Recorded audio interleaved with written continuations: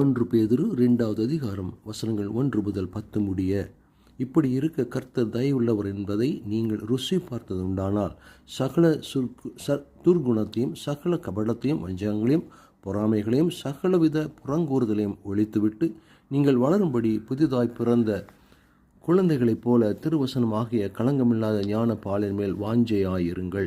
மனுஷரால் தள்ளப்பட்டதாயினும் தேவனால் தெரிந்து கொள்ளப்பட்டதும் விலையேறப்பட்டதுமாய் இருக்கிற ஜீவனுள்ள கல்லாகி அவரிடத்தில் சேர்ந்தவளாகிய நீங்களும் ஜீவனுள்ள கற்களைப் போல ஆவிக்கேற்ற மாளிகையாகவும் இயேசு கிறிஸ்து மூலமாய் தேவனுக்கு பிரியமான ஆவிக்கேற்ற பலிகளை செலுத்தும்படிக்கு பரிசுத்த ஆசாரிய கூட்டமாகவும் கட்டப்பட்டு வருகிறீர்கள்.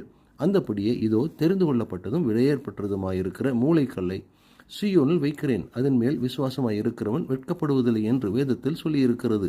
ஆகையால் விசுவாசிக்கிறவர்களுக்கு அது விலையேறப்பட்டது. கீழ்ப்படியாமல் இருக்கிறவர்களுக்கோ வீட்டை கட்டுகிறவர்களால் தள்ளப்பட்ட பிரதான மூளைக்கல்லாகிய